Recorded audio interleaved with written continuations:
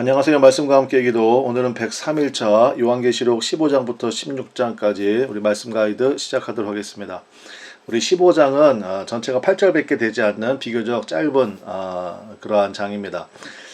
내용을 좀 보시면 우리 지금까지 그 순서가 어떻게 됩니까? 일곱 인, 그 다음에 일곱 나팔, 그 다음에 이제 16장에 일곱 대접이 나오거든요. 그러니까 인, 나팔, 대접인데 그 사이에 15장이 들어가 있는 겁니다. 15장이 위치해 있는데 15장의 전체 내용은 뭐냐면 찬양과 경배예요. 이 도식을 여러분 머릿속에 좀 넣으시면 좋겠고요. 그러나 여기서 우리가 주의할 것은 뭐냐면 우리 세대주의자들처럼, 그러니까 세대주의자들은 뭐냐면 그러니까 이 요한계시록의 이 사건들이 순서대로 나온다는 거예요. 그러니까 뭐 일곱인 재앙 뒤에 일곱 나팔 재앙이 나오고 그 다음에 일곱 대접 재앙이 나오고 이런 식으로 순서대로 나온다. 이게 세대주의자들의 해석이거든요. 근데 요한계시록 전체의 개념은 이것이 시간의 순서가 아니라 그러니까 그 시대마다 있었던 우리가 계속 살펴봤잖아요. 그러니까 빛과 어둠, 복음과 거짓, 그에 따른 고난과 승리의 관점으로 보는 것이 옳다라는 것입니다. 그러니까 무슨 말이냐면 이 땅 가운데 있을 때 하나님의 입맞은 자로서 말씀 되시는 예수님만 붙들고 그 다음에 우리 어제 살펴봤던 것처럼 계속해서 믿음으로 인내하고 견디는 그러한 삶과 혹은 짐승에게 속해서 이 땅에서의 영광과 평안을 추구하여 사도 베드로가 경고하는 것처럼 마치 이성 없는 짐승같이 살아가는 자들의 모습을 계속 대비해서 보여주는 연속된 관점으로 봐야 된다는 것입니다. 그러니까 일곱 인을 통해서도 그런 관점으로 하나 보여준 거고 일곱 나팔을 통해서도 그런 관점을 보여준 거고 이제 16장에 살펴볼 일곱 대접의 관점도 동일하다는 것입니다. 여러분 지금도 그렇지 않습니까? 겉으로는 경건의 모양은 있지만 그러나 주님께서 경고하신 것처럼 사대에게 경고하신 것처럼 살았다 하나 실상을 죽은 것 같은 그러니까 짐승에게 속해서 이 땅에서의 영광을 추구하는 그러한 모습들이 우리 가운데 있을 수 있잖아요. 그러니까 여기에 대한 분명한 경고라는 것입니다. 그러니까 하나님의 입맞은 자로서 오직 예수, 오직 말씀되시는 예수님만 붙들고 그러면 이 땅 가운데서 때로는 손해를 보고 또 핍박과 압박 속에 거한다 할지라도 그 믿음 가운데서는 그러한 모습이 정말 주님이 기뻐하시는 모습이다라는 것을 계속된 이미지를 통해서 우리에게 반복적으로 교육시켜주고 있다. 이렇게 보는 것이 옳다라는 것입니다. 그러므로 인나팔 대접의 사건들 속에서의 재앙은 재앙 그 자체가 목적이 아니라 한 영혼이라도 돌아오기를 바라시는 하나님의 사랑으로 읽혀져야 합니다. 그래서 계시록을 읽다 보면요, 재앙과 재앙 사이에 항상 예배가 있음을 보게 됩니다. 무슨 얘기입니까? 그러니까 예배가 기다리고 견디는 힘이 되고 또 회개하고 돌아서게 하는 통로가 되기 때문에 그렇습니다. 그래서 지금 이 15장도 일곱 나팔 재앙과 일곱 대접 재앙 그 사이에 이제 위치해 있는 것이죠. 15장에서는 2절과 3절 말씀을 한번 보겠습니다. 1과 3절 말씀 보면 또 내가 보니 불이 섞인 유리바다 같은 것이 있고 짐승과 그의 우상과 그의 이름의 수를 이기고 벗어난 자들이 유리바닷가에 서서 하나님의 검은고를 가지고 하나님의 종 모세의 노래 어린 양의 노래를 불러 이르되 주 하나님 곧 전능하신 이시여 하시는 일이 크고 놀라우시도다. 만국의 왕이시여 주의 길이 의롭고 참되시도다. 여기 지금 불이 섞인 유리바다가 나오는데 이거는 계시록 4장 6절에 나오는 수정과 같은 유리바다와 비교가 되고 있습니다. 그러니까 불이 섞인 유리, 불은 이제 심판을 의미하잖아요. 그래서 이제 이후에 나타날 대접 심판, 일곱 대접 심판의 맥락에서 우리가 이해를 할 수 있겠고, 근데 중요한 것은 뭐냐면 여기 보면 그 바닷가에 짐승과 그의 우상과 그 이름의 수를 이기고 벗어난 자들이 서 있다라는 것입니다. 뭐예요? 믿음으로 승리한 자들이죠. 그 고난 속에서도 그 핍박 속에서도 예수님을 향한 그 믿음을 배신하지 아니하고 승리한 자들이 서 있다라는 것입니다. 이들은 마치 출애굽한 이스라엘 백성이 애굽으로부터의 해방을 노래하고 기뻐했던 것처럼 하나님을 찬양하는 모습이 15장 전체에 이어지게 된다는 것입니다. 여러분 성도의 감격이 여기에 있지 않습니까? 모진 고난과 압박 속에서도 끝내 신앙을 지킨 자들이 마침내 당당하게 서서 하나님께 영광 돌리는 찬양을 부르게 된다라는 것입니다. 그래서 3절부터 또 뭐 4절까지 또 7절부터 8절까지 계속해서 찬양이 나오거든요. 여러분 15장을 이런 배경을 가지시고 묵상하셔서 혹시 여러분 가운데 삶 가운데 믿음으로 인한 어려움이 있다 할지라도 여러분 가운데 최후의 승리를 바라보며 하나님을 찬양하는 은혜가 회복되어지기를 간절히 바랍니다. 자, 그러면 16장 이제 7대접 재앙을 보겠는데 여기도 마찬가지입니다. 자, 일단 16장 전체에 7대접 이야기가 다 나오는데 한번 내용을 보시면서 우리 말씀 가이드를 좀 나누면 좋겠습니다. 일단 순서는 이렇습니다. 대접의 순서가 나오고요. 그 다음에 그 대접이 쏟아진 영역이 나옵니다. 그 다음에 대접이 쏟아짐으로 말미암아 나타나게 된 결과, 이렇게 우리가 이해를 한번 해보겠는데요. 첫째 대접을 쏟습니다. 2절 말씀인데 일단 영역은 땅의 영역입니다. 어떤 일이 벌어지냐면 짐승에게 경배하는 자들에게 독한 종기가 납니다. 여러분, 그래서 다시 한번 우리에게 강조하는 건 뭡니까? 소속이 중요하다는 것입니다. 그러니까 이 말씀을 읽으면서 사도 요한이 이 편지를 보내면서 뭐를 우리에게 알려주겠어요? 그러니까 너의 포지션을 정확히 하라는 것입니다. 세상에서의 기복주의적인 신앙을 쫓아갈 거냐, 아니면 손해를 보는 한이 있더라도, 어려움을 당하는 한이 있더라도 오직 말씀 가운데 설 거냐, 하나님의 입맞은 자로 설 거냐, 소속을 결정하라. 그 권면이죠. 그래서 사탄을 따르면 확실히 망하게 된다는 것입니다. 이제 여기 그 재앙들이 나오는데 이게요, 그 출애굽할 때 애굽에 쏟아졌던 재앙들이 거의 오버랩되고 있습니다. 자, 둘째 대접 한번 볼까요? 둘째 대접은 3절 말씀에 나오는데 영역은 어디냐? 바다예요.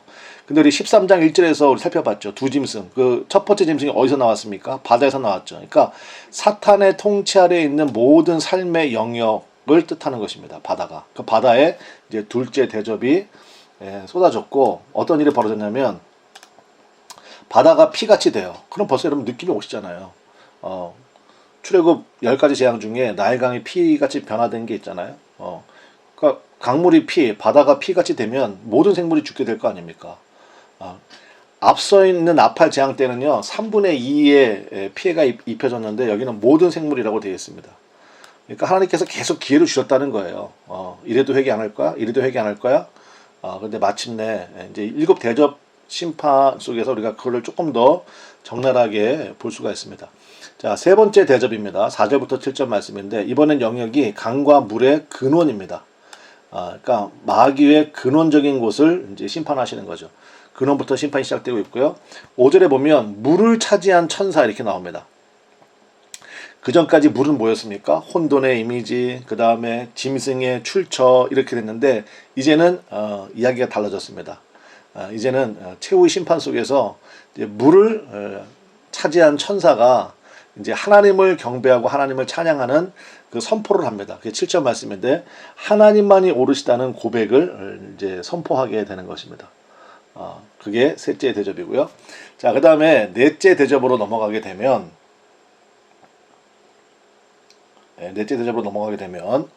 자, 여기서는 이제 그 심판의 영역을 열면 해입니다. 9절에 보니까 사람들이 크게 태움에 태워진지라 이 재앙들을 행하는 권세를 가지신 하나님의 이름을 비방하며 또 회개하지 아니하고 주께 영광을 돌리지 아니하더라. 자, 죽기로 작정된 자들이 이런 재앙들을 만나면서도 보이는 모습을 보십시오. 이런 상황 가운데도 하나님의 이름을 비방을 해요. 그 다음에 회개하지 않습니다. 주께 영광을 돌리지도 않고. 그러니까 한마디로 말하면 아주 죽기로 작정된 자들이라는 것을 우리가 보게 됩니다. 다시 한번 말씀드립니다. 이 편지를 읽으면서 사도 요한이 원하는 것은 뭐였습니까? 너희들 출애굽 때 바로처럼 10가지 재앙을 다 맞고서도 회개하지 아니하는 그런 강팍한 심령이 되지 말라는 것이죠. 그러니까 그러한 권면을 우리가 읽을 수 있어야 됩니다. 자, 이번엔 5번째 대접인데 10절부터 11절인데 이번엔 짐승의 보좌, 이제 짐승의 보좌를 심판하시는 그러한 말씀이 나옵니다. 자, 마귀의 본부를 향한 하나님의 심판이 시작되었고 10절에 보니까 그 나라가 어두워짐. 출애굽의 9번째 재앙이 뭐였습니까? 캄캄해지는 거였죠. 그러니까 그 나라가 어두워짐. 11절 말씀에 보면 역시 회개하지 않고 하나님을 여전히 비방하는 그러한 완악한 모습이 나타나고 있습니다. 여섯 번째 대접이 12절부터 16절인데 여기는 유브라데 강이 말라서 동방에서 오는 길이 열렸다. 이런 말씀이 나오는데요. 우리 앞서 살펴봤지만 유브라데 강을 건너야 강을 건너서 바벨론이며 그 다음에 바사며 이렇게 이스라엘을 공격하거든요.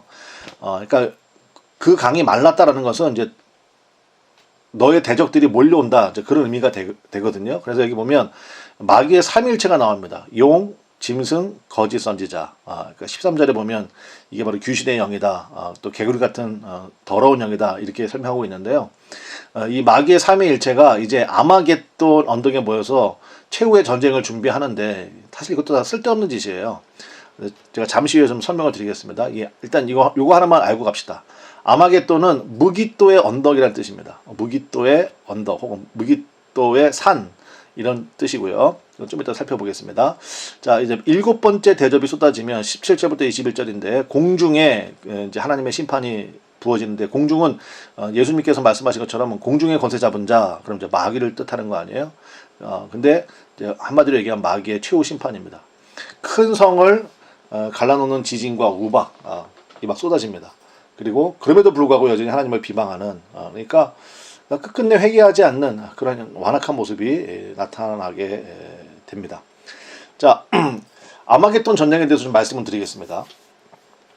그러니까 이제 세대주의자들, 그다음에 이단들은 이것이 세계 2차 대전이었다 했다가 또 이게 또 EU에서 벌어지는 전쟁이다, 여러 가지 그런 설들을 풀어오는데요. 자, 일단은 이게 내용을 좀 보시면 이제 아마겟돈이 무기또의 언덕이란 뜻이라고 그랬잖아요. 그러니까 무기또는 이스라엘 최고의 전략적 요충지입니다. 그러니까 여기를 차지한 사람이 이스라엘을 전체를 차지하게 되는 거예요. 그래서 성경에 보면 무기또에서 전쟁이 3차례 있었는데요. 대적들이 한 번도 승리하지 못했다는 공통점이 있습니다. 이것이 아마겟돈의 의미입니다. 그러니까 여기 6번째 대접에서 그러니까 마귀의 삼위일체가 온 힘을 기울여 가지고 이제 지들도 알아요. 지들이 이제 무너지게 된다는 것을. 그리고 이제 마지막 최후의 결전이라고 무기또 언덕에 모였는데 그게 무슨 의미가 있겠냐는 거예요. 구약에서 대적들이 쳐들어왔을 때 한 번도 무기또 이 싸움에서 승리한 적이 없거든요. 그러니까 니들도 마찬가지다라는 거죠. 그러므로 아마겟돈 전쟁이 언제 일어나고 또 어디에서 일어날지에 대해서는 우리가 사실 전혀 관심을 가질 필요가 없습니다. 그러니까 무기또 언덕에서의 전쟁은 뭐냐면 오늘 내 삶의 현장에서 매일마다 일어나고 있는 영적 싸움이다. 이렇게 이해하는 게 훨씬 더 좋습니다. 그러니까 어린 양 예수 그리스도의 피로 내 마음을 지키고 있는 한 사탄의 세력은 절대로 내 마음을 차지할 수 없죠. 그러므로 우리의 진짜 싸움은 뭐냐면요. 자기를 부인하고 이거예요. 예수님이 말씀하셨잖아요. 그러니까 예수님을 내 안에 모시기 위한 싸움이어야 되고 예수님을 내 안에 모셨습니까? 그러면 예수님의 말씀이 기준돼야 되고 예수님의 말씀이 기준됐습니까? 그러면 예수님께서 말씀하신 대로 순종하는 그러한 믿음의 모습이 그게 이제 우리 안에 있는 아마겟돈 전쟁이죠. 그게 바로 내 안에서 벌어지고 있는 날마다 벌어지고 있는 영적 전쟁이라는 것입니다. 그래서 영적 아마겟돈 전쟁이 무슨 2차 세계대전에 일어났다. 그 다음에 유럽 연합의 집단의 전쟁이다. 세계 2차 대전하고 나하고 무슨 상관이 있어요, 여러분? 물론 역사적인 의미는 있겠지만 정작 중요한 것은 뭐예요? 내 심령 안에서 벌어지는. 그러니까 15장과 16장 말씀을 통하여서 우리가 바라볼 것은 무엇입니까? 나는 어디에 속해 있는가? 나는 정말 하나님의 입맞은 자로서의 삶을 살아가고 있는가? 하나님께서 지금 계속해서 나팔, 대접을 통하여서 메시지를 보내고 계시잖아요. 최후 승리를 보여주셨잖아요. 그러면 우리의 소속을 분명히 하고 내 마음을 완전한 하나님의 거처로 그렇게 올려드릴 수 있는 그런 은혜가 있기를 간절히 축원합니다. 15장과 16장 여러분들이 이 말씀 가이드를 기초로 해서 묵상하시고요. 하나님 앞에 결단의 기도를 드릴 수 있는 그러한 은혜의 시간이 되시기를 간절히 축원합니다. 감사합니다.